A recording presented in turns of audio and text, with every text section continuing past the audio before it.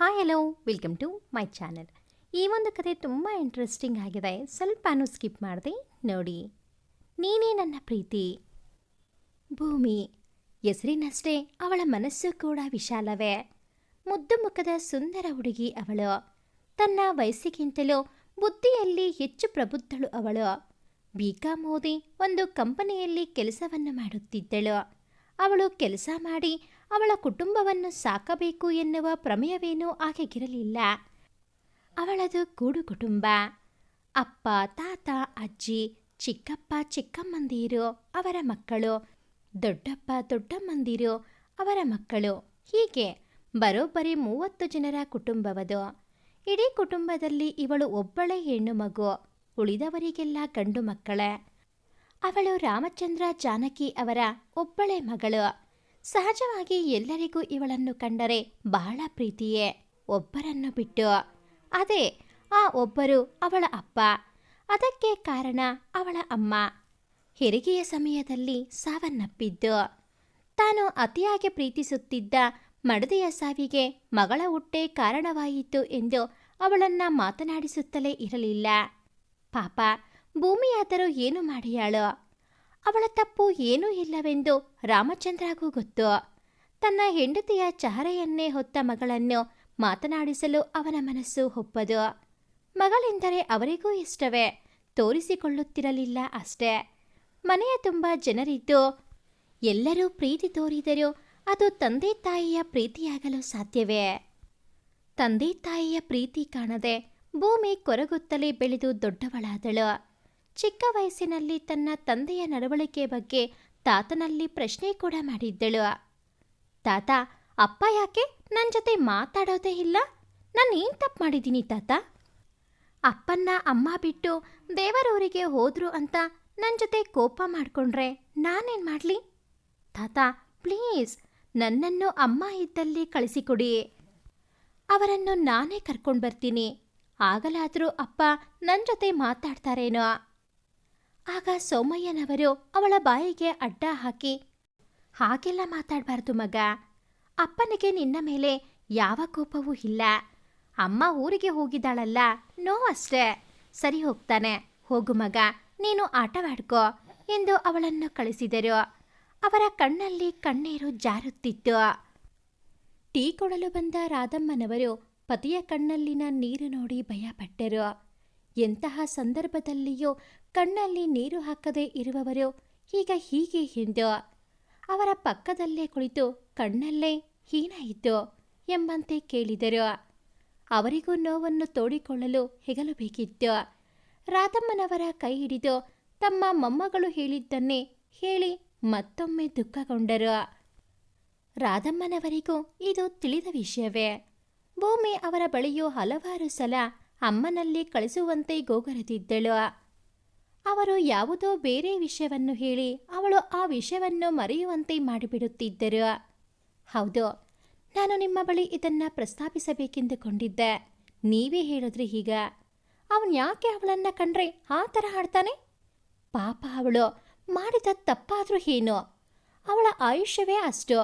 ನಮಗೆಲ್ಲ ಪ್ರೀತಿ ತೋರಿ ಇಷ್ಟು ಬೇಗ ನಮ್ಮನ್ನೆಲ್ಲ ಬಿಟ್ಟು ಹೋಗ್ಬಿಟ್ಲು.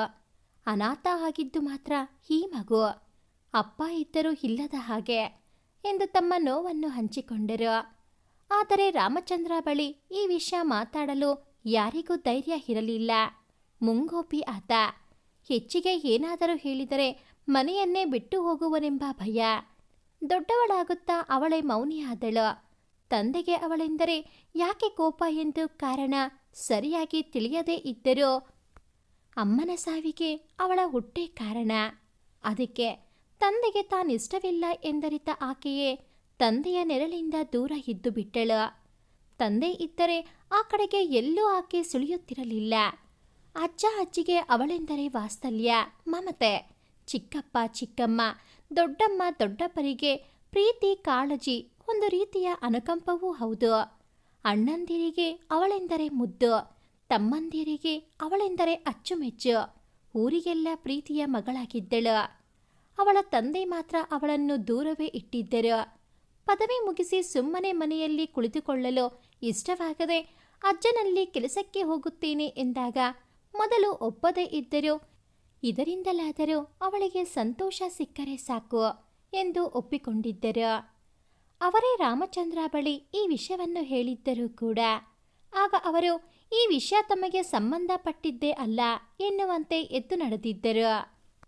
ಈ ಅಪ್ಪ ಮಗಳನ್ನು ಆದಷ್ಟು ಬೇಗ ಒಂದು ಮಾಡುವಂತೆ ಕಾಣದ ದೇವರಿಗೆ ಕೈ ಮುಗಿದಿದ್ದರು ಸೋಮಯ್ಯನವರು. ಭೂಮಿ ಕಂಪನಿಗೆ ಕೆಲಸಕ್ಕೆ ಸೇರಿದ್ದು ಆಗಿತ್ತು. ದಿನ ಕಳೆಯುತ್ತಲೇ ಇತ್ತು. ಅಂದು ಭಾನುವಾರ ಆದ್ದರಿಂದ ಭೂಮಿ ಮನೆಯ ಅಂಗಳದಲ್ಲಿ ರಂಗೋಲಿ ಹಾಕುತ್ತಾ ಕುಳಿತಿದ್ದಳು. ಅದು ಅವಳ ಇಷ್ಟದ ಕೆಲಸವೇ. 2 ಗಂಟೆಯ ಸತತ ಪರಿಶ್ರಮದಿಂದ ಒಂದು ಸುಂದರ ರಂಗೋಲಿಯನ್ನು ಹಾಕುವಲ್ಲಿ ಯಶಸ್ವಿಯಾಗಿದ್ದಳು. ಮನೆಯ ಮುಂದಿನ ರಂಗೋಲಿ ಮನೆಯ ಜನರ ಸಂಸ್ಕಾರವನ್ನು ಬಿತ್ತರಿಸುತ್ತದೆ ಎಂಬ ಮಾತು ಇದಕ್ಕೆ ಪೂರಕವಾಗಿತ್ತು. ರಂಗೋಲಿ ಬಿಡಿಸಿ ಏಳುವುದಕ್ಕೂ ಒಂದು ಕಾರ್ ಬಂದು ಅಂಗಳದ ಮುಂದೆ ನಿಲ್ಲುವುದಕ್ಕೂ ಸರಿ ಹೋಯಿತು. ಯಾರು ಎಂಬ ಕುತೂಹಲದಿಂದ ಭೂಮಿ ಹಾಗೆಯೇ ನಿಂತೇ ಇದ್ದಳು. ಕಾರ್ನಿಂದ ಇಳಿದ ಆಕೃತಿ ಸ್ಪಷ್ಟವಾಗುತ್ತಲೇ ಭೂಮಿಯ ಮುಖ ಕಮಲದಂತೆ ಅರಳಿ ಹೋಯಿತು. ಓಡಿ ಹೋಗಿ ತಪ್ಪಿಕೊಂಡು, ಎಷ್ಟು ದಿನ ಆಯ್ತು ಮನು ನಿನ್ನ ನೋಡಿ? ಕೆಲಸ ಸಿಕ್ಕಿ ಸೆಟ್ಲ್ ಆದ್ಮೇಲೆ ಮನೆ ಹೋಗ್ಲಿ ತಂಗಿ ನೆನಪು ಆಗಿಲ್ಲ ಅಲ್ವಾ ಎಂದು ಮುಖ ಚಿಕ್ಕದು ಮಾಡಿ ಅಳುವಂತೆ ಹೇಳಿದಳು. ಅವಳನ್ನು ಸಮಾಧಾನ ಮಾಡಿ ಮುಖ ಅರಳುವಂತೆ ಮಾಡಲು ಸ್ವಲ್ಪ ಹೆಚ್ಚಿಗೆ ಸಮಯವೇ ಹಿಡಿಯಿತು ಅವನಿಗೆ. ಮನೈ ಭೂಮಿಯ ಮನು, ಅವಳ ದೊಡ್ಡಪ್ಪನ ಮಗ, ಬೆಂಗಳೂರಿನಲ್ಲಿ ಹೆಸರಾಂತ ಡಾಕ್ಟರ್. ಒಂದು ಪ್ರತಿಷ್ಠಿತ ಆಸ್ಪತ್ರೆಯಲ್ಲಿ ಕೆಲಸವಾದ್ದರಿಂದ ಆತನಿಗೆ ಹೆಚ್ಚು ರಜೆ ಸಿಗುವಂತಿರಲಿಲ್ಲ. ಭೂಮಿಗೆ ಅವನೆಂದರೆ ಹುಚ್ಚು ಪ್ರೀತಿ. ಅವನಿಗೂ ತನ್ನ ತಂಗಿ ಎಂದರೆ ಪ್ರಾಣ. ಅವಳಾಗಲಿ ಅವನಾಗಲಿ ತಮ್ಮ ಮಧ್ಯೆ ಯಾವ ಗುಟ್ಟನ್ನು ಇಟ್ಟುಕೊಳ್ಳುತ್ತಿರಲಿಲ್ಲ. ಅವಳಿಗೆ ಅವನು ಹೇಳಿದ ಮಾತೇ ವೇದವಾಕ್ಯ. ಚಿಕ್ಕಂದಿನಲ್ಲೇ ಕೆಲವೊಂದು ಸಲ ಅವಳು ನೋವಿನಲ್ಲಿದ್ದರೆ ಇವನೇ ಏನೋ ಮಾಡಿ ಅವಳನ್ನು ನಗಿಸುತ್ತಿದ್ದ. ಚಿಕ್ಕಂದಿನಿಂದಲೂ ಹಾಗೆ. ಭೂಮಿ ಎಂದರೆ ಏನೋ ತಾಯಿ ಮಮತೆ ಅವನಿಗೆ.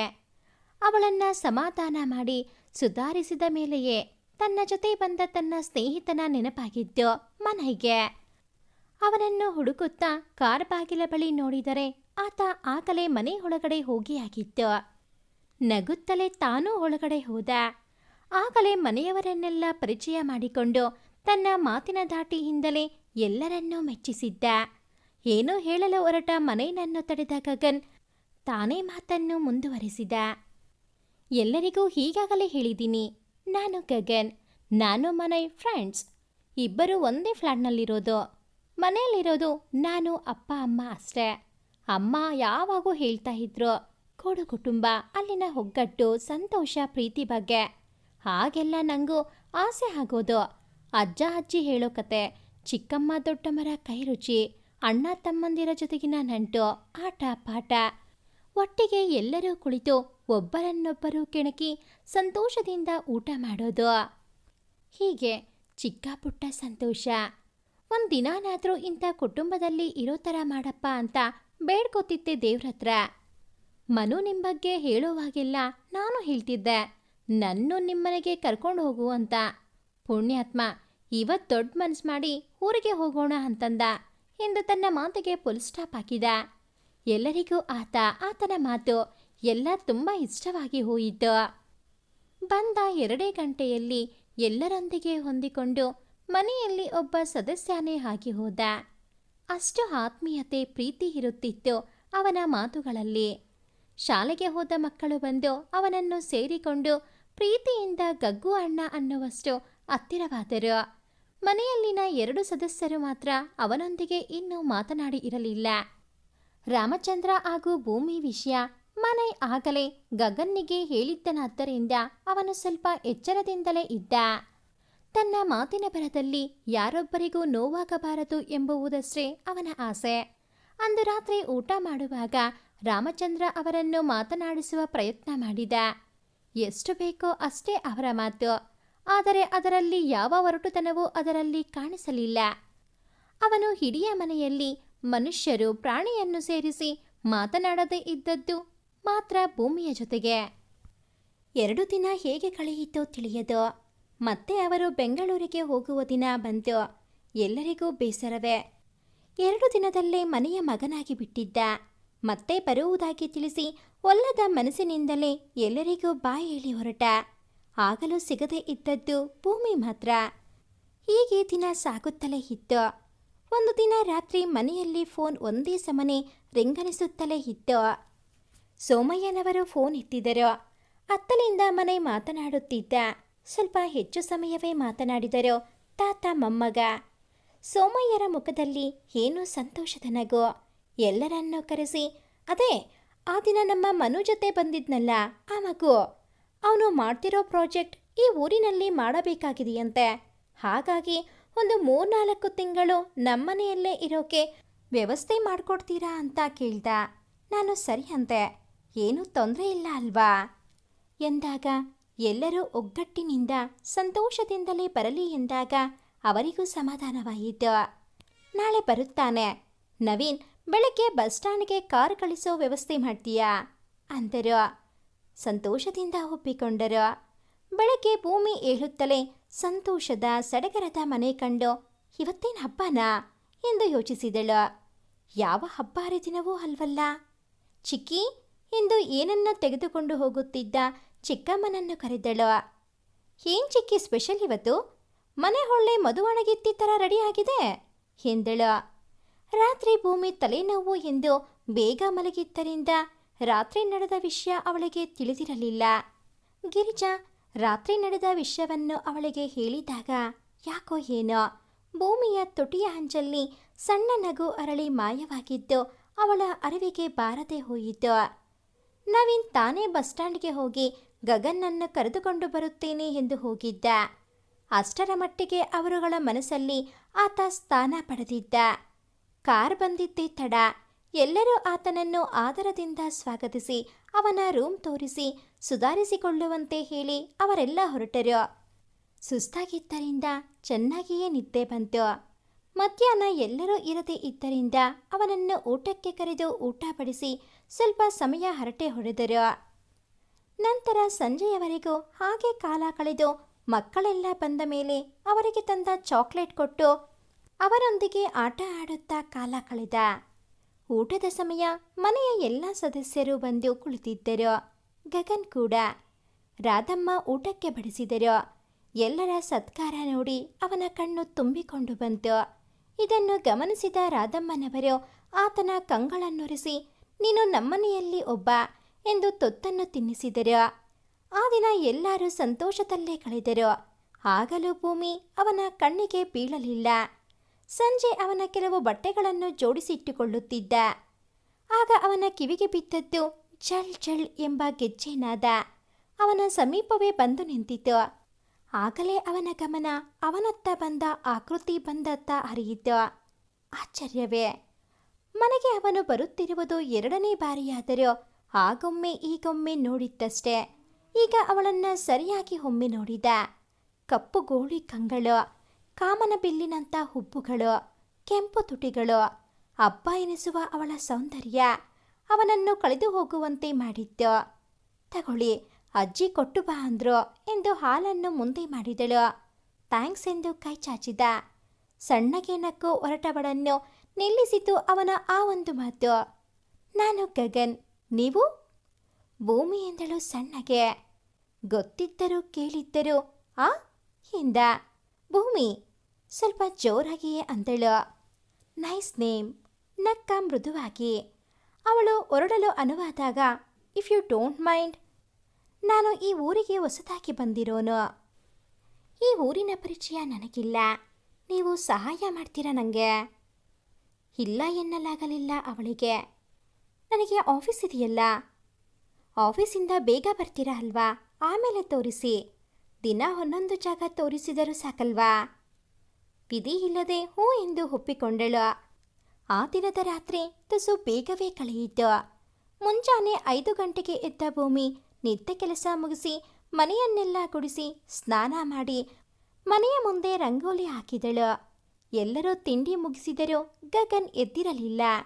ತಿಂಡಿ ಮುಗಿಸಿ ಹೊರಟ ಭೂಮಿಗೆ ಅವರ ತಾತ ಗಗನ್ನನ್ನು ಎಬ್ಬಿಸಿ ಹೋಗುವಂತೆ ತಿಳಿಸಿದರು.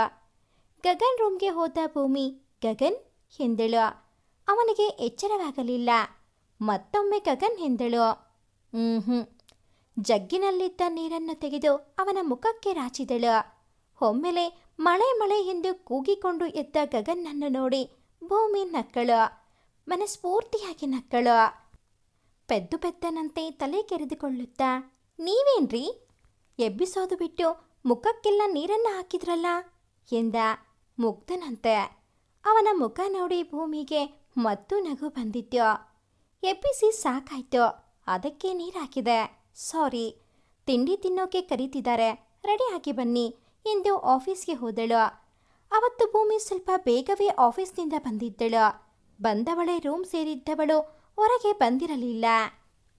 ರಾತ್ರಿ ಊಟದ ಸಮಯವಾದರೂ ಹೊರಗೆ ಬಾರದೇ ಇದ್ದುದರಿಂದ ಅವಳ ಅಜ್ಜಿಯೇ ಕರೆಯ ಹೋದರೂ ಹಸಿವಿಲ್ಲ ಎಂದು ಬಿಟ್ಟಳು. ಎಲ್ಲರೂ ಊಟ ಮಾಡುತ್ತಿರುವಾಗ ರಾಮಚಂದ್ರ ಬಂದು ಭೂಮಿ ಎಂದು ಗಟ್ಟಿಯಾಗಿಯೇ ಕರೆದರು. ಧ್ವನಿಯಲ್ಲಿ ಸಿಟ್ಟು, ಒರಟುತನವಿತ್ತು. ಯಾರಿಗೂ ಏನೂ ಗೊತ್ತಿಲ್ಲ. ಮತ್ತೆ ಕರೆದರು ಭೂಮಿ ಎಂದು. ಓಡಿಗೆ ಬಂದಳು. ಅವಳನ್ನು ಕಂಡ ಕ್ಷಣ ಸಿಟ್ಟೆಲ್ಲಿತ್ತು. ಕಪಾಳಕ್ಕೆ ಒಂದು ಬಾರಿಸಿದರು. ಅವಳು ಹಿಂದೆ ಹೋಗಿ ಬಿದ್ದಳು. ಏಟು ಎಷ್ಟಿತ್ತೆಂದರೆ ಹೊಡೆದಿದ್ದ ರಭಸಕ್ಕೆ ಅವಳ ತುಟಿ ಹೊಡೆದು ರಕ್ತ ಹೊರಬಂದಿತ್ತು. ಸೋಮಯ್ಯ ಬಂದು ರಾಮಚಂದ್ರರನ್ನು ತಡೆದು ವಿಷಯ ಕೇಳಿದಾಗ, ಅಪ್ಪ, ಇವಳು ನಮ್ಮ ಮಾನ ಮರ್ಯಾದೆ ಎಲ್ಲವನ್ನು ಹಾಳು ಮಾಡಿದಳು. ತುಂಬ ದಿನದಿಂದ ಇವಳು ಯಾರ ಜೊತೆಗೂ ಓಡಾಡುತ್ತಿದ್ದಳು ಎಂಬ ಸುದ್ದಿ ನನಗೆ ಬಂದಿತ್ತು. ಆದರೂ ನಾನು ಕಣ್ಣಾರೆ ಕಾಣೋವರೆಗೂ ಸುಳ್ಳು ಎಂದೇ ಭಾವಿಸಿದ್ದೆ. ಇವತ್ತು ನಾನೇ ಕಣ್ಣಾರೆ ನೋಡಿದನಲ್ಲ ಇವಳನ್ನ. ಬೈಕಲ್ಲಿ ಯಾರ ಜೊತೆಗೆ ಹಲ್ಕಿರ್ಕೊಂಡು ಹೋಗುತ್ತಿದ್ದೆ ಬೊಗಳೆ ಎಂದು ಬೈದಿದ್ದಲ್ಲದೆ ಸೋಮಯ್ಯನವರು ಕೈ ಹಿಡಿದುಕೊಂಡಿದ್ದರಿಂದ ಒದ್ದರು. ಒದ್ದಿದ್ದೇ ತಡ ಎಂದು ಕೈ ಮಾಡದ ಸೋಮಯ್ಯ ರಾಮಚಂದ್ರನ ಕೆನ್ನೆಗೆ ಬಾರಿಸಿಯೇ ಬಿಟ್ಟರು. ತಾಯಿ ಇಲ್ಲದ ತಬ್ಬಲಿ, ತಂದೆ ಇದ್ದು ಅವನ ಪ್ರೀತಿ ಸಿಗದೆ ಅನಾಥೆ. ಅಂಥ ಮಗಳಿಗೆ ವಿಷಯವೇ ತಿಳಿಯದೆ ಹೊಡೆದೆಯಲ್ಲ, ನೀನೊಬ್ಬ ತಂದೆಯ? ತಂದೆ ಅಲ್ಲ, ಮನುಷ್ಯನಾಗಲು ಯೋಗ್ಯನಲ್ಲ. ಅವಳನ್ನ ನೀನು ಎತ್ತಿ ಆಡಿಸದೇ ಇರಬಹುದು. ನಾನವಳನ್ನ ಚಿಕ್ಕ ವಯಸ್ಸಿನಲ್ಲಿ ಎತ್ತಿ ಆಡಿಸಿದ್ದೀನಿ. ಅವಳೇನು ಎಂಬುವುದು ನನಗೆ ಚೆನ್ನಾಗಿಯೇ ಅರಿವಿದೆ. ಇನ್ನು ಅವಳು ಯಾರಿಗೂ ಹೇಳದೆ ಹುಡುಗನ ಜೊತೆ ಹೋಗಿಲ್ಲ. ನನಗೆ ತಿಳಿಸಿ ನನ್ನ ಅನುಮತಿ ಪಡೆದೇ ಹೋಗಿದ್ದಳು. ನಿನ್ನೆನೆ ನನ್ನ ಬಳಿ ಬಂದು ಮಧ್ಯಾಹ್ನ ಆ ಹುಡುಗನ ಮನೆಗೆ ಊಟಕ್ಕೆ ಹೋಗುತ್ತೇನೆ ಎಂದು ಹೇಳಿಯೇ ಹೋಗಿದ್ದಳು. ಎಲ್ಲರ ಮುಖವನ್ನ ನೋಡಿದ ಸೋಮಯ್ಯ ಮುಂದುವರಿಸಿ, ಅವನು ತನ್ವೀರ್ ಎಂದು ಇವಳ ಆಫೀಸ್ನಲ್ಲಿ ಕೆಲಸ ಮಾಡುತ್ತಾನೆ. ಒಳ್ಳೆಯ ಹುಡುಗನೇ. ಇವಳಲ್ಲಿಗೆ ಬಂದು ಅವನು ಪ್ರೇಮಿಸುತ್ತಿದ್ದ ಹುಡುಗಿಗೆ ಲೆಟರ್ ಕೊಡುವಂತೆ ಕೇಳಿದ್ದಾನೆ. ಅವಳು ಸಂಸ್ಕಾರವಂತೆಯಾಗಿದ್ದರಿಂದಲೇ ಇದೆಲ್ಲ ಸರಿಯಲ್ಲ, ನಾನು ಕೊಡುವುದಿಲ್ಲ ಎಂದು ಹೇಳಿದ್ದಳು. ನನ್ನಲ್ಲಿಗೆ ಬಂದು ನಾನು ಮಾಡಿದ್ದು ತಪ್ಪಾ ತಾತ ಎಂದು ಸಹ ಕೇಳಿದ್ದಳು. ಆಗ ನಾನೇ ಹೇಳಿದ್ದು, ಪ್ರೇಮಿಗಳಿಬ್ಬರು ನಿನ್ನಿಂದ ಒಂದಾಗುವುದಾದರೆ ಒಂದು ಮಾಡು, ಆದರೆ ಅದು ಇಬ್ಬರಿಗೂ ಇಷ್ಟ ಇರಬೇಕು ಎಂದು. ಅದರ ಪ್ರತಿಫಲವೇ ಇವತ್ತು ಆ ಹುಡುಗನ ಪ್ರೀತಿ ಯಶಸ್ವಿಯಾಗಿ ಇವಳನ್ನ ಊಟಕ್ಕೆ ಕರೆದಿದ್ದ. ಒಂದು ಬಾರಿ ನನ್ನ ಬಳಿ ಕೂಡ ಮಾತನಾಡಿ ನನ್ನ ಸ್ವಂತ ತಂಗಿ ಭೂಮಿ ಎಂದಿದ್ದಾನೆ. ಹೀಗೇಳು, ಅವಳು ಮಾಡಿದ್ದಾದರೂ ಏನೋ. ಸ್ವಲ್ಪವೂ ಯೋಚಿಸದೆ ಬಂದು ಸ್ವಂತ ಮಗಳೊಂದಿಗೆ ಮೃಗದಂತೆ ವರ್ತಿಸುತ್ತಿದ್ದೀಯಲ್ಲ, ಛೀ. ಸ್ವಂತವಲ್ಲದ ಅವನ ಮನೆಯವರಿಗೂ ಗೊತ್ತು ಅವಳೆಂಥ ಮಾಣಿಕ್ಯ ಎಂದು ನೋವಿನಿಂದ ಅತ್ತ ಹೋದರು. ಆಗಲೇ ಅವಳ ಅಜ್ಜಿ ಚಿಕ್ಕಮ್ಮಂದಿಯರೆಲ್ಲ ಅವಳನ್ನು ಕರೆದುಕೊಂಡು ಒಳಗೆ ಹೋಗಿಯಾಗಿತ್ತು. ಎಲ್ಲರೂ ಆ ರಾತ್ರಿ ಊಟ ಮಾಡದೆ ಹಾಗೆ ಮಲಗಿದರು. ಗಗನ್ ಕೂಡ. ಅವನ ಮನಸ್ಸಿಗೂ ನೋವಾಗಿತ್ತು. ಇಷ್ಟು ಕಠಿಣವಾಗಿ ನಡೆಸಿಕೊಳ್ಳುವವರು ತಂದೆಯೇ ಎಂದು. ಈ ಘಟನೆಯಿಂದ ಭೂಮಿ ಮತ್ತು ಮೌನಿಯಾಗಿದ್ದಳು. ಕೆಲಸಕ್ಕೆ ಹೋಗುವುದನ್ನು ಕೂಡ ಬಿಟ್ಟು ಬಿಟ್ಟಳು. ಮೌನಗೌರಿಯಂತೆ ಸುಮ್ಮನೆ ಕುಳಿತೇ ಬಿಡುತ್ತಿದ್ದಳು. ಯಾರೋ ಎಷ್ಟು ಮಾತನಾಡಿಸಿದರೋ ಅದಕ್ಕೆ ಊಹು ಇಷ್ಟೇ ಉತ್ತರ. ಇದರಿಂದ ಮನೆಯ ಎಲ್ಲರಿಗೂ ಬೇಸರವೇ. 2-3 ದಿನ ಹಾಗೆಯೇ ಕಳೆಯಿತು. ಪರಿಸ್ಥಿತಿ ತಿಳಿಯಾಗಲಿಲ್ಲ. ಆಗ ಮನೆ ಫೋನ್ ಮಾಡಿದ. ಸಂಜೆಯೇ ಗಗನ್ ಅವನಿಗೆ ಫೋನ್ ಮಾಡಿ ತಿಳಿಸಿಬಿಟ್ಟಿದ್ದ. ತಂಗಿ ಎಂದರೆ ಜೀವ ಇಟ್ಟುಕೊಂಡಿದ್ದ ಅವಳನ್ನ ಮನೆಯಲ್ಲಿ ಎಲ್ಲರನ್ನೂ ತರಾಟೆಗೆ ತೆಗೆದುಕೊಂಡಿದ್ದ. ಅಣ್ಣನೊಂದಿಗೆ ಮಾತನಾಡಿದ ಅವಳು ಸ್ವಲ್ಪ ಗೆಲುವಾಗಿದ್ದಳು. ಗಗನ್ಗೆ ಆಶ್ಚರ್ಯವೇ. ಮನೆಯವರೆಲ್ಲ ಸಮಾಧಾನಿಸಿದರೂ ಸಮಾಧಾನವಾಗದ ಅವಳು ಮನು ಮಾತನಾಡುತ್ತಲೇ ಗೆಲುವಾಗಿದ್ದಳು. ಅವಳ ಸಮಾಧಾನದ ಗುಟ್ಟನ್ನ ಫೋನ್ ಮಾಡಿ ಮನುನಿಂದ ತಿಳಿದು ಬಿಟ್ಟಿದ್ದ. ಆ ದಿನ ಭೂಮಿ ಸ್ವಲ್ಪ ಗೆಲುವಾಗಿಯೇ ಇದ್ದಳು. ಮತ್ತೆ ಸಂಜೆ ಅವಳ ಮುಖ ಬಾಡಿತು. ಗಗನ್ ಮತ್ತೆ ಅವಳನ್ನು ಗಮನಿಸಿ ಬಹಳ ಸೂಕ್ಷ್ಮ ಹುಡುಗಿ ಎಂದುಕೊಂಡ. ಬೆಳಗ್ಗೆ ಎತ್ತಿದ್ದೆ ಯಾರ ಮುಖದಲ್ಲೂ ಖುಷಿ ಇಲ್ಲ. ರಾಮಚಂದ್ರ ಅಂತೂ ಮನೆಯಲ್ಲಿ ನಿನ್ನೆಯಿಂದಲೇ ಇರಲಿಲ್ಲ. ಯಾರ ಮುಖದಲ್ಲೂ ಖುಷಿ ಇಲ್ಲ. ಯಾವುದೋ ಒಂದು ನೋವು ಎಲ್ಲರ ಮುಖದಲ್ಲಿಯೂ. ಭೂಮಿ ಅಂತೂ ರೂಮ್ ಬಾಗಿಲು ಸಹ ತೆಗೆಯಲೇ ಇಲ್ಲ. ಅವನೇ ತಾತ ಸೋಮಯ್ಯನ ಬಳಿ ಹೋಗಿ ವಿಚಾರಿಸಿದ. ಆಗಲೇ ತಿಳಿದಿದ್ದು ಆ ದಿನ ಭೂಮಿಯ ಹುಟ್ಟಿದ ದಿನವೆಂದು.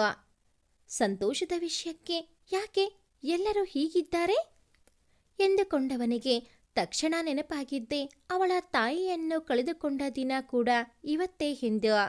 ಅವನಿಗೂ ನೋವಾಯಿತು. ಅವನ ತಾಯಿಗೆ ಫೋನ್ ಮಾಡಿ ತನ್ನ ನೋವನ್ನ ಹಂಚಿಕೊಂಡ. ಅವನ ತಾಯಿ ಏನೋ ಉಪಾಯವನ್ನು ಹೇಳಿಕೊಟ್ಟು, ನಿನ್ನ ಪ್ರಯತ್ನ ನೀನು ಮಾಡು, ತಂದೆ ಮಗಳು ಒಂದಾಗೋ ಒಳ್ಳೆ ಕಾರ್ಯ ನಿನ್ನಿಂದಲೇ ಆಗಬೇಕು ಎನ್ನುವುದು ದೈವಿಚ್ಛೆ ಆಗಿರಲೂಬಹುದು ಎಂದು ಫೋನ್ ಇಟ್ಟರು. ಗಗನ್ ಕೂಡ ತನ್ನ ಪ್ರಯತ್ನ ತಾನು ಪಡಬೇಕು ಎಂದುಕೊಂಡು ರಾಮಚಂದ್ರ ಬರೋವರೆಗೂ ಕಾದ. ಆತ ಬಂದಿದ್ದು ಸುಮಾರು 6 ಗಂಟೆಯ ಸಮಯಕ್ಕೆ.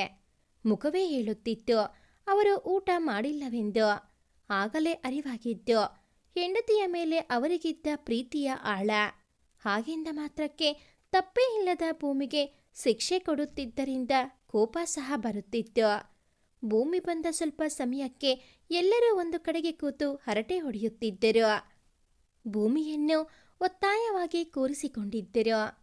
ಭೂಮಿಯನ್ನು ಸುತ್ತುವರೆದ ಮನೆಯ ಜನರು ಒಟ್ಟುಗೂಡಿ, ಎಂದೆಂದಿಗೂ ನಗುತ್ತಿರು ನೀನು, ನಿನ್ನ ನಗುವಲ್ಲೇ ನಗುವೆವು ನಾವು, ನಿನ್ನ ನಗುವಿಗೆ ಬೆಲೆಯನ್ನು ಕಟ್ಟುವ ಬೆಲೆ ಇದೆಯೇನೋ ಭೂಮಿಯಲ್ಲಿ ಹೇಳು, ಆಕಾಶದ ಬುಟ್ಟಿಯ ಒಳಗೆ ಕೈ ಹಾಕಿ ತರುವೆವು ನಾವು, ಬಿಳಿ ಹಲ್ಲಿನ ಚಂದ್ರನ ಹೊಳಪನ್ನು ಉಡುಗೊರೆಯಾಗಿ ತೆಗೆದುಕೋ ನೀನು, ಯಾಕೆಂದರೆ ಬರ್ತ್ಡೇ, ನಿನ್ನ ಬರ್ತ್ಡೇ, ನಿನ್ನ ಬರ್ತ್ಡೇ.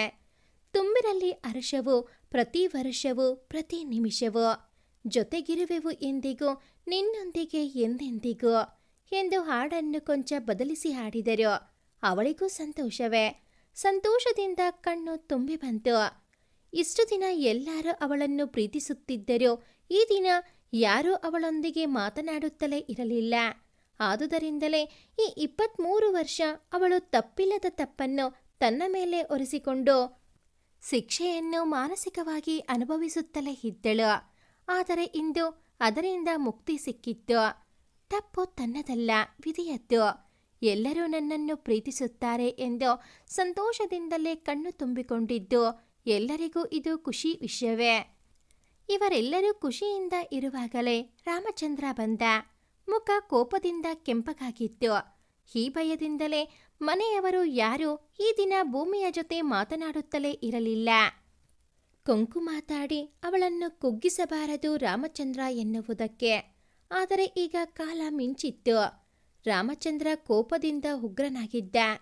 ಎಲ್ಲರಿಗೂ ಗಗನ್ ತಾನೇ ಮಾತನಾಡುತ್ತೇನೆ, ಆದರೆ ಅವರ ಮನಸ್ಸಿನಲ್ಲಿರುವುದನ್ನ ಅವರು ಹೇಳಲಿ, ತಾಳ್ಮೆಯಿಂದ ಕೇಳಿಸಿಕೊಳ್ಳೋಣ. ಭೂಮಿಗೆ ಸ್ವಲ್ಪ ಬೇಸರ ಆಗಬಹುದು, ಆದರೆ ತಂದೆ ಮಗಳನ್ನು ಒಂದು ಮಾಡೋ ಪ್ರಯತ್ನ ಎಂದು ಹೇಳಿದ್ದನು. ಅದಕ್ಕೆ ಎಲ್ಲರೂ ಒಪ್ಪಿಗೆಯನ್ನು ನೀಡಿದ್ದರು. ಹುಟ್ಟಿದ ಕ್ಷಣಕ್ಕೆ ಅಮ್ಮನನ್ನು ಕೊಂದ ಪಾಪಿಗೆ ಹುಟ್ಟುಹಬ್ಬದ ಸಡಗರವೇ. ಕೊಲೆಗಾತಿ. ಎಷ್ಟು ಪ್ರೀತಿಸುತ್ತಿದ್ದೆ ನನ್ನ ಜಾನಕಿಳನ್ನು ಗೊತ್ತಾ? ನನ್ನ ಪ್ರಾಣ ಅವಳು. ನನ್ನ ಬದುಕಿನ ಕಣ ಅವಳಾಗಿದ್ದಳು. ನಮ್ಮ ಜೀವನದ ಸುಂದರ ಕ್ಷಣಗಳು ನಮ್ಮ ಮಗುವಿನ ಮೂಲಕ ಮತ್ತಷ್ಟು ಹೆಚ್ಚುತ್ತದೆ ಎಂದು ನಾವಿಬ್ಬರೂ ಭಾವಿಸಿ ಅದೆಷ್ಟು ಸಂತೋಷ ಪಟ್ಟಿದ್ದೆವು. ಆದರೆ ಇವಳ ಮೂಲಕವೇ ನನ್ನ ಜೀವನದ ದೀಪ ಹಾರಿ ಹೋಗುತ್ತದೆ ಎಂದು ನನಗೆ ಆಗಲೇ ತಿಳಿದಿದ್ದರೆ ಇವಳನ್ನು ಭೂಮಿಗೆ ಬರಲೇ ಬಿಡುತ್ತಿರಲಿಲ್ಲ ಎಂದಾಗ ಆ ಹಿರಿಯ ಜೀವಗಳೆರಡು ಶಿವಶಿವ ಎಂದರೆ ಉಳಿದವರೆಲ್ಲ ನೊಂದುಕೊಂಡರು. ಭೂಮಿ ಅಳಲಿಲ್ಲ. ಗಟ್ಟಿ ಕಲ್ಲಿನ ಹಾಗೆ ಕೂತಿದ್ದಳು. ಮನಸ್ಸಿನ ಮಾತು ಇನ್ನೂ ಮುಗಿದಿರಲಿಲ್ಲ. ಅವಳು ಅವಳ ತಾಯಿತನವನ್ನು ಎಷ್ಟು ಸುಖವಾಗಿ ಅನುಭವಿಸುತ್ತಿದ್ದಳು ಎಂದರೆ ನನಗೆ ಮತ್ಸರವಾಗುತ್ತಿತ್ತು. ಕೇಳುತ್ತಲೂ ಇದ್ದೆ. ಮಗು ಬಂದಿದ್ದೆ ನನ್ನನ್ನು ಮರೆತು ಬಿಡುತ್ತೀಯಾ ಅಲ್ವೇ ಜಾನಕಿ ಎಂದು. ಆಗ ಅವಳು ಹೇಳುತ್ತಿದ್ದದ್ದು ಒಂದೇ, ಎಲ್ಲಾದರೂ ಉಂಟಾ? ಎರಡನೇ ಮಗು ಬಂದ ತಕ್ಷಣ ಮೊದಲನೇ ಮಗುವನ್ನು ತಾಯಿ ಮರೆಯುತ್ತಾಳ. ಹಾಗೆ ಮರೆತರೆ ಅವಳು ತಾಯಿಯೇ ಅಲ್ಲ. ಎಲ್ಲ ಹೆಣ್ಣು ಮಕ್ಕಳಿಗೂ ಅವಳ ಗಂಡ ಅವಳ ಮೊದಲ ಮಗುವೆ. ಹಾಗೆಲ್ಲ ಇಂಥ ಹೆಂಡತಿ ಪಡೆದ ನಾನು ಎಷ್ಟು ಅದೃಷ್ಟವಂತನೋ ಎಂದುಕೊಂಡಿದ್ದೆ. ಮಗು ಬಂದಿದ್ದೆ ನಮ್ಮ ಜೀವನ ಬದಲಾಗುತ್ತೆ ಎಂದಿದ್ಲು ಜಾನಕಿ. ಈ ರೀತಿ ಬದಲಾವಣೆ ಎಂದು ಗೊತ್ತಿದ್ದರೆ ಬದಲಾವಣೆಯೇ ಬೇಡ ಎನ್ನುತ್ತಿದ್ದೆ ಎಂದು ಕುಸಿದು ಕೂತರು. ಅರ್ಧ ಗಂಟೆ ಕಳೆದಿದ್ದು. ಎಲ್ಲರೂ ಹಾಗೆಯೇ ಕೂತಿದ್ದರು. ಗಗನ್ನೇ ಧೈರ್ಯ ವಹಿಸಿ ಮಾತನ್ನ ಪ್ರಾರಂಭಿಸಿದ. ಅಂಕಲ್, ಧ್ವನಿಯಲ್ಲಿ ಪ್ರೀತಿ ನೋವು ಎರಡೂ ಇತ್ತು. ರಾಮಚಂದ್ರ ಮುಖ ಮೇಲೆತ್ತಿ ನೋಡಿದ. ನಿಮಗೆ ಹೇಳುವಷ್ಟು ದೊಡ್ಡವನಲ್ಲ, ಆದರೂ ನನ್ನದೊಂದು ಮಾತು ಎಂದು ಹೆದರುತ್ತಲೇ ಮಾತನ್ನ ಪ್ರಾರಂಭಿಸಿದ. ನೀವೇ ಈಗಷ್ಟೇ ಹೇಳಿದಂತೆ ಆಂಟಿ ಆ ಮಗು ಹೊಟ್ಟೆಯಲ್ಲಿ ಇದ್ದಾಗಲೇ ಅಷ್ಟೊಂದು ಪ್ರೀತಿಸುತ್ತಿದ್ದವರು ಇನ್ನು ಆ ಮಗು ಭೂಮಿಗೆ ಬಂದ ಕ್ಷಣ ಎಷ್ಟೊಂದು ಪ್ರೀತಿ ಮಮತೆ ತೋರಿಸುತ್ತಿದ್ದರು. ಆ ಕಲ್ಪನೆ ನಿಮಗೆ ಮಾತ್ರ ತಿಳಿಯುವಂಥದ್ದು. ಯಾಕಂದ್ರೆ ಅವರು ಅವರೆಲ್ಲ ಫೀಲಿಂಗ್ಸ್ ನಿಮ್ಮ ಜೊತೆ ಹಂಚ್ಕೊಳ್ತಿದ್ರು ಅಲ್ವಾ. ಮಗುನ ಹೇಗೆಲ್ಲ ಜೋಪಾನ ಮಾಡ್ತೀವಿ ಅಂತಾನೋ ಹೇಳಿಯೇ ಇರ್ತಾರೆ. ಅಂಕಲ್, ಯಾಕೆ ಗೊತ್ತಾ ಅವರು ನಿಮ್ಮ ಜೊತೆ ಹಂಚ್ಕೊಳ್ಳೋದು? ಒಂದ್ ವೇಳೆ ಅವರಿಂದ ಅದು ಸಾಧ್ಯ ಆಗದೇ ಇದ್ರೆ ಅದನ್ನ ನೀವು ಸಾಧ್ಯ ಆಗೋ ಥರ ಮಾಡ್ತೀರಾ ಅನ್ನೋ ನಂಬಿಕೆಯಿಂದ. ಆದರೆ ಅಂಕಲ್, ಈ 23 ವರ್ಷ ನೀವು ಆಂಟಿ ಕನಸನ್ನ ನುಚ್ಚುನೂರು ಮಾಡಿದಿರಿ ಅಂತ ನಿಮಗೆ ಒಂದು ಕ್ಷಣಕ್ಕೂ ಅನ್ನಿಸಲೇ ಇಲ್ವಾ? ರಕ್ತಸ್ರಾವ ಜಾಸ್ತಿಯಾಗಿ ಆಂಟಿ ನಮ್ಮನ್ನೆಲ್ಲ ಬಿಟ್ಟು ಹೋದರೆ ಪಾಪ ಆ ಹೆಣ್ಣು ಮಗು ಏನು ತಪ್ಪು ಮಾಡ್ತು ಅಂತ ಅವಳನ್ನ ದೂರವಿಟ್ರಿ. ನಿಮ್ಮನ್ನ ಅಷ್ಟು ಪ್ರೀತಿಸುತ್ತಿದ್ದ ಆಂಟಿಯನ್ನ ದೇವರು ಕಿತ್ಕೊಂಡ ಅಂದ್ರೆ ಅಷ್ಟೇ ಬೆಲೆ ಬಾಳುವ ಮಾಣಿಕ್ಯವನ್ನು ಕೊಟ್ಟಿರುತ್ತಾನೆ. ಅದೇ ನಿಮ್ಮ ಮಗಳು ಎನ್ನುವುದನ್ನು ಗುರುತಿಸದಷ್ಟು ಮನಸ್ಸು ಹಾಳಾಗಿತ್ತ ನಿಮ್ಮದು. ಏನೆಂದು ಅರಿಯದ ಭೂಮಿಯ ಬಗ್ಗೆ ಯಾಕೆಷ್ಟು ದ್ವೇಷ? ಇದನ್ನು ಆಂಟಿ ಅಂದ್ರೆ ನಿಮ್ಮ ಪ್ರೀತಿಯ ಜಾನಕಿ ಎಂದಿಗೂ ಸಹಿಸಲ್ಲ. ನಿಶ್ಚಿಂತೆಯಿಂದ ಅವರು ಈ ಲೋಕ ಬಿಟ್ಟು ಹೋಗಿರುವುದೇ ನಿಮಗೆ ಮಗಳಿಗೆ ನೀವು ಇದ್ದೀರಿ ಎಂಬ ನಂಬಿಕೆಯಿಂದ. ಅದೇ ಸುಳ್ಳಾಗಲಿಲ್ವಾ ಅಂಕಲ್? ಮೇಲಿರುವ ಆಂಟಿ ಆತ್ಮ ಇಷ್ಟು ವರ್ಷ ಎಷ್ಟು ನೊಂದುಕೊಂಡಿರಬಹುದು ಯೋಚಿಸಿಯೇ ಇಲ್ಲವಲ್ಲ ನೀವು? ನಿಮ್ಮ ಹೆಂಡತಿಯನ್ನು ಅಷ್ಟೊಂದು ಪ್ರೀತಿಸುವ ನೀವು ನಿಮ್ಮಿಬ್ಬರದೇ ಕಣವಾಗಿರುವ ನಿಮ್ಮ ಮಗಳನ್ನ ಪ್ರೀತಿಸುವುದು ನ್ಯಾಯವೇ ಇಲ್ಲ ದ್ವೇಷ ಮಾಡುವುದೋ ಎಂದು ಹೇಳಿ ಮಾತನ್ನ ಮುಗಿಸಿದ. ಅವನಿಗೆ ತಿಳಿದಿದ್ದನ್ನ ಮನಸ್ಸಿಗೆ ನಾಟುವಂತೆಯೇ ಹೇಳಿದ್ದ. ಎಲ್ಲರ ಮುಖಗಳನ್ನೊಮ್ಮೆ ನೋಡಿದ. ಎಲ್ಲರೂ ಅವನ ಮಾತುಗಳನ್ನ ಹೇಗೆ ಕೇಳಿಸಿಕೊಂಡಿದ್ದಾರೆಂದರೆ ಅವನ ಮಾತು ಮುಗಿದಿದ್ದೇ ಅವರುಗಳಿಗೆ ತಿಳಿಯಲಿಲ್ಲ. ತಾತ ಮಾತ್ರ ಇಷ್ಟು ಕಾಲ ತಾನು ಮಾಡಲು ಆಗದ ಈ ಕೆಲಸವನ್ನು ಇವನು ಮಾಡಿ ತೋರಿಸಿದನೆಂದು ಹೆಮ್ಮೆ ಪಟ್ಟರಲ್ಲದೆ ಕಣ್ಣಲ್ಲೇ ಕೃತಜ್ಞತೆ ತಿಳಿಸಿದರೂ ಕೂಡ. ಅಷ್ಟೇ ವಿನಮ್ರವಾಗಿ ಆತ ಕೂಡ ಇದು ನನ್ನ ಕರ್ತವ್ಯವೆಂದು ಕಣ್ಣಲ್ಲೇ ಹೇಳಿ ಮುಗಿಸಿದ. ರಾಮಚಂದ್ರನಿಗೆ ಕೂಡ ತನ್ನ ತಪ್ಪಿನ ಅರಿವಾಯಿತು. ಕಣ್ಣಲ್ಲಿ ಕಂಪನಿ. ಬಹಳ ಕಾಲ ಹಾಗೆ ಇತ್ತು ಅಲ್ಲಿನ ಪರಿಸ್ಥಿತಿ. ರಾಮಚಂದ್ರ ಸಮಾಧಾನಗೊಂಡು ಅಮ್ಮ ಭೂಮಿ ಎಂದೆನೋ. ಒಂದು ಕ್ಷಣ ಬೆಚ್ಚಿದಳು ಭೂಮಿ. ನಿಧಾನವಾಗಿಯೇ ಅವನ ಬಳಿ ಹೋದಳು. ರಾಮಚಂದ್ರನಿಗೆ ಏನನ್ನಿಸಿತೋ ಏನೋ, ತಟ್ಟನೆ ಭೂಮಿ ಕಾಲಿಗೆ ಬಿದ್ದು ಬಿಟ್ಟನು. ಭೂಮಿ ಒಮ್ಮೆಲೆ ಅಪ್ಪ ಎಂದಳು ಜೋರಾಗಿ. ನನ್ನನ್ನು ಕ್ಷಮಿಸುತ್ತೀಯಾ ಭೂಮಿ? ಮೊದಲು ಹೇಳಿ ನೀವು. ದೊಡ್ಡವರು ಚಿಕ್ಕವರ ಕಾಲಿಗೆ ಬೀಳಕೂಡದು ಎಂದು ಅವರನ್ನು ಮೇಲೆತ್ತಿ ತಾನೇ ಅವರ ಕಾಲಿಗೆ ಬಿದ್ದಳು. ಇದು ಅವಳ ಸಂಸ್ಕಾರ. ನಾನೆಂಥ ದೊಡ್ಡವನು ಭೂಮಿ? ಒಮ್ಮೆಯೂ ನಿನ್ನನ್ನು ಎತ್ತಿ ಮುದ್ದಾಡಲಿಲ್ಲ. ಕುಸುಮರಿ ಒತ್ತಿಸಿ ಮುದ್ದು ಮಾಡಿದ್ದೇ ಇಲ್ಲ. ಅಪ್ಪ ಮಾಡುವ ಯಾವ ಕರ್ತವ್ಯವನ್ನು ನಾನು ಮಾಡಿಲ್ಲ. ಅಲ್ಲದೆ ಪದೇ ಪದೇ ನಿನ್ನ ಮನಸ್ಸಿಗೆ ನೋವು ಮಾಡ್ತಾನೆ ಬಂದೆ. ಯಾವುದೋ ಮಂಕು ಬುದ್ಧಿ ಹೀಗೆ ಮಾಡುವಂತೆ ಮಾಡಿಬಿಡ್ತು. ನನ್ನನ್ನು ಕ್ಷಮಿಸುತ್ತೀಯಾ ಭೂಮಿ ಎಂದೆನು. ಅವಳಿಗೂ ಅಷ್ಟೇ ಬೇಕಿತ್ತು ಅನ್ನಿಸುತ್ತೆ. ಅಪ್ಪ ಎಂದು ತಬ್ಬಿಕೊಂಡು ಅತ್ತಳು. ತಂದೆ ಮಗಳಿಬ್ಬರು ಅತ್ತು ಸಮಾಧಾನ ಮಾಡಿಕೊಂಡರು. ಇದು ಎಲ್ಲರಿಗೂ ಸಂತೋಷದ ವಿಷಯವೇ. ಎಲ್ಲರೂ ಅವರಿಬ್ಬರನ್ನೂ ಮುತ್ತಿ ತಬ್ಬಿಕೊಂಡರು, ಗಗನ್ನನ್ನು ಬಿಟ್ಟು. ಕಣ್ಣಿನ ಸನ್ನೆಯಲ್ಲೇ ರಾಮಚಂದ್ರ ಗಗನ್ನನ್ನು ಕರೆದರು. ಹತ್ತಿರಕ್ಕೆ ಬಂದ ಅವನನ್ನು ತಬ್ಬಿಕೊಂಡರು. ಈಗ ಕುಟುಂಬಕ್ಕೆ ಪರಿಪೂರ್ಣತೆ ಸಿಕ್ಕಿತ್ತು. ಚಿಕ್ಕ ಮಕ್ಕಳಿಂದ ತಾತನವರೆಗೂ ಎಲ್ಲರೂ ಗಗನ್ನನ್ನು ಹೊಗಳಿ ಧನ್ಯವಾದ ಹೇಳುವವರೇ. ಗಗನ್, ನಿನಗೆ ಹೇಗೆ ಕೃತಜ್ಞತೆ ಹೇಳಬೇಕು ಅಂತ ನನಗೆ ಗೊತ್ತೇ ಆಗ್ತಿಲ್ಲಪ್ಪ. ಯಾವುದೋ ನೋವು, ಹತಾಶೆ ನನ್ನನ್ನು ನನ್ನ ಮಗಳಿಂದ ದೂರ ಇಡುವಂತೆ ಮಾಡಿತ್ತು. ಆಕಾಶದಲ್ಲಿನ ಮೋಡವನ್ನು ಸರಿಸಲು ಜೋರಾದ ಗಾಳಿ ಬೇಕಾಗುತ್ತದೆ. ನನ್ನ ಮನಸ್ಸಿನ ಮೋಡಕ್ಕೆ ನೀನೇ ಗಾಳಿಯಂತೆ ಬಂದು ನನಗೆ ನನ್ನ ಮಾಣಿಕ್ಯವನ್ನು ಹುಡುಕಿಕೊಟ್ಟೆಯಲ್ಲ ಎಂದು ತಬ್ಬಿಕೊಂಡರು. ಗಗನ್ ಏನು ಹೇಳಬೇಕು ಎಂದು ಅರಿಯದಾದ. ವಿಶ್ವಾಸದ ನಗು ನಕ್ಕ ಅಷ್ಟೇ. ಇತ್ತ ಭೂಮಿ ತುಂಬಾ ಖುಷಿಯಾಗಿದ್ದಳು. ಹೊರಗಡೆ ಕೂತು ನಕ್ಷತ್ರ ಎಣಿಸುತ್ತಾ ಇದ್ದ ಗಗನ್ನನ್ನು ನೋಡಿ ಅವಳು ಬಂದು ಕೂತಳು. ಏನು ಎಂಬುವಂತೆ ತಲೆ ಎತ್ತಿದ. ನನಗಿದು ತುಂಬಾ ತುಂಬಾ ಸ್ಪೆಷಲ್ ಬರ್ಡೇ. ಈ ದಿನ ಸ್ಪೆಷಲ್ ಆಗೋದಿಕ್ಕೆ ಕಾರಣ ನೀವೇ. ನಿಮಗೆ ಹೇಗೆ ಕೃತಜ್ಞತೆ ಹೇಳಬೇಕು ಅರ್ಥವಾಗುತ್ತಿಲ್ಲ ಎಂದು ಕಣ್ಣನ್ನು ತುಂಬಿಕೊಂಡಳು. ಅದನ್ನು ಸಹಿಸದ ಗಗನ್, ನೀವು ತುಂಬ ಚೆನ್ನಾಗಿ ಹಾಡ್ತೀರಾ ಅಂತ ತಾತ ಹೇಳಿದ್ರು. ಅಮ್ಮ ತುಂಬ ನೆನಪಾಗ್ತಿದ್ದಾಳೆ. ಯಾವುದಾದ್ರೂ ಹಾಡು ಹೇಳ್ತೀರಾ ಪ್ಲೀಸ್? ನನಗೆ ಬೇಜಾರಾದಾಗೆಲ್ಲ ಹೀಗೆ ಅಮ್ಮನಲ್ಲಿ ಹಾಡನ್ನ ಹೇಳಿ ಅಂತಿದ್ದೆ. ನೀವು ಹೇಳ್ತೀರಾ ಎಂದ ತುಂಬ ದಯನೀಯವಾಗಿಯೇ. ಅವಳಿಗೂ ಇಲ್ಲ ಎನ್ನಲಾಗಲಿಲ್ಲ. ಕಣ್ಣು ಮುಚ್ಚಿಕೊಂಡು ತಲ್ಲೀನಲಾಗಿ ಪ್ರಾರಂಭಿಸಿದಳು. ಲೋಕದ ಕಣ್ಣಿಗೆ ರಾಧೆಯೂ ಕೂಡ ಎಲ್ಲರಂತೆ ಒಂದು ಹೆಣ್ಣು. ನನಗೂ ಆಕೆ ಕೃಷ್ಣನ ತೋರುವ ಪ್ರೀತಿಯ ನೀಡಿದ ಕಣ್ಣು. ತಿಂಗಳ ರಾತ್ರಿ ತೊರೆಯ ಸಮೀಪ ಉರಿದರೆ ಯಾವುದೋ ದೀಪ. ಯಾರೋ ಮೋಹನ, ಯಾವ ರಾಧೆಗೋ ಪಡುತ್ತಿರುವನು ಪರಿತಾಪ. ಲೋಕದ ಕಣ್ಣಿಗೆ ರಾಧೆಯೂ ಕೂಡ ಮಹಾಪ್ರವಾಹ ತಡೆಯುವರಿಲ್ಲ. ಪಾತ್ರವಿರದ ತೊರೆ ಪ್ರೀತಿ, ತೊರೆದರೂ ತನ್ನ ತೊರೆಯದು ಪ್ರಿಯನ. ರಾಧೆಯ ಪ್ರೀತಿಯ ರೀತಿ ಎಂದು ಹಾಡಿ ಮುಗಿಸಿದಳು. ಗಗನ್ ಎಷ್ಟು ತನ್ಮಯನಾಗಿದ್ದನೆಂದರೆ ಅವಳು ಹಾಡಿ ಮುಗಿಸಿದ್ದರೂ ಕೂಡ ಕಣ್ಣು ತೆರೆಯದೆ ಹಾಗೆ ಕೂತಿದ್ದ. ಗಗನ್ ಎಂದಳು ಮೆಲ್ಲಗೆ. ಧ್ಯಾನಕ್ಕೆ ತೊಂದರೆ ಕೊಟ್ಟ ಅಪ್ಸರೆಯಂತೆ ನಿಧಾನವಾಗಿ ಕಣ್ಣು ಬಿಟ್ಟ ಗಗನ್, ತುಂಬ ತುಂಬ ಚೆನ್ನಾಗಿ ಹಾಡಿದ್ರಿ. ನಿಮಗೆ ಗೊತ್ತಾ, ಇದು ನನ್ನ ಅಮ್ಮನ ತುಂಬ ಇಷ್ಟದ ಹಾಡು. ಹೌದಾ? ಕಣ್ಣರಳಿಸಿ ಕೇಳಿದ್ದಳು. ಏನನ್ನು ತಿಳಿದುಕೊಳ್ಳುವ ಕುತೂಹಲ ಅವಳ ಆ ಕಂಗಳಲ್ಲಿ ಗಗನ್ ನೋಡಿದ. ಇದರಿಂದ ತಪ್ಪಿಸಿಕೊಳ್ಳಲು ಗಗನ್, ನೆನಪಾಯಿತು, ಬಂದ ದಿನವೇ ಕೇಳಿದ್ದೆನಲ್ಲ ಜಾಗವನ್ನು ಪರಿಚಯಿಸುವುದಕ್ಕೆ. ನೀವು ಒಂದು ಜಾಗವನ್ನು ತೋರಿಸಿಲ್ಲ. ಚಿಕ್ಕ ಮಕ್ಕಳು ಅಮ್ಮನಿಗೆ ನೀನು ತನ್ನಿಷ್ಟದ ಜಾಗಕ್ಕೆ ಕರೆದುಕೊಂಡು ಹೋಗಲಿಲ್ಲ ಎಂದು ತಪ್ಪು ತೋರಿಸುವಂತದ್ದೇ ಮುಖ ಮಾಡಿಕೊಂಡು ನುಡಿದನು. ಯಾಕೋ ಏನೋ ಅವಳಿಗೆ ಅದು ಬಲು ಪ್ರಿಯವೆನಿಸಿತು. ನಾಳೆಯಿಂದ ಖಂಡಿತ ಬರುವುದಾಗಿ ಹೇಳಿದಳು. ಆ ರಾತ್ರಿ ಯಾಕೋ ಏನೋ ಇಬ್ಬರಿಗೂ ಸರಿಯಾಗಿ ನಿದ್ದೆ ಬರಲಿಲ್ಲ. ಬಹುಶಃ ಇಬ್ಬರಲ್ಲೂ ಒಂದೇ ರೀತಿಯ ಅನುಭವ ಆಗಿದ್ದಿರಬೇಕು. ಅದು ಪ್ರೀತಿಯಾಗಿ ಬೆಳೆದು ಹೆಮ್ಮರವಾಗುತ್ತದೆ ಎಂದು ಭೂಮಿಗೆ ಆಗ ತಿಳಿಯಲಿಲ್ಲ.